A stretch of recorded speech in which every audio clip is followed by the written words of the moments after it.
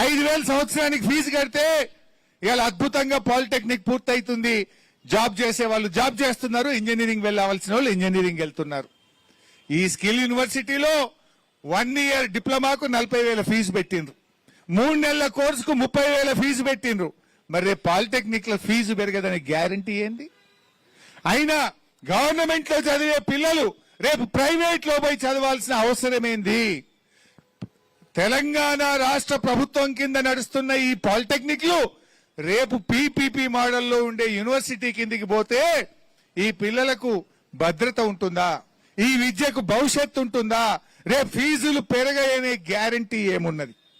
Skill యూనివర్సిటీకి రాష్ట్ర ప్రభుత్వం ఏం చెప్పింది? 3 ఏళ్లు మాత్రమే సహకారం ఇస్తాం, 3 సంవత్సరాల దాకా మాత్రమే మీకు అవసరమైన ఆర్థిక సహాయం అందిస్తాం. ఆ తర్వాత మీ కాళ్ళ మీద మీరే నిలబడాలి. ఆ తర్వాత మీరే పిల్లల దగ్గర ఫీజులు వసూలు చేయండి, వ్యాపారాలు చేయండి, మీరే కాలేజీలు నడుపుకోండి అని స్కిల్ యూనివర్సిటీ చట్టంలో స్పష్టంగా చెప్పారు. ఇవాళ ఈ పాలిటెక్నిక్లకు రాష్ట్ర ప్రభుత్వం ప్రత్యేకంగా అసెంబ్లీలో బడ్జెట్లో నిధులు పెడుతుంది. మీకు మీ లెక్చరర్ల జీతాలకు గాని, పాలిటెక్నిక్ కాలేజీల నిర్వహణకు గాని, ఈ పిల్లల ఫీజు రియంబర్స్మెంట్ గాని రాష్ట్ర ప్రభుత్వమే ఇస్తూ వచ్చింది.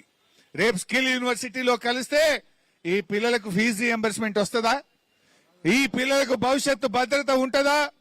అంటే ఇవాళ రేవంత్ రెడ్డి పాలిటెక్నిక్ విద్యార్థుల జీవితాలతో చెలగాటమాడుతున్నాడు.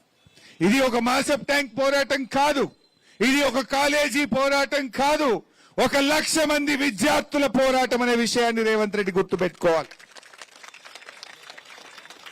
మొన్న ఢిల్లీలో చూసాం, నీట్ ప్రశ్నపత్రం లీక్ అయితే జెన్జీ ఉద్యమాన్ని ఢిల్లీ వీధుల్లో మనం చూసాం.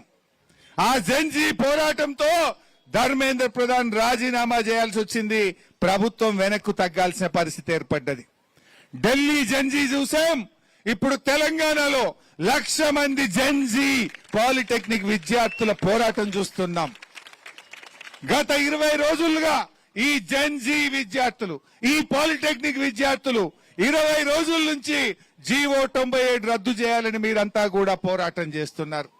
మీ పోరాటానికి నా సెల్యూట్. ఈ మధ్య 2 వీడియోలు చూశాను.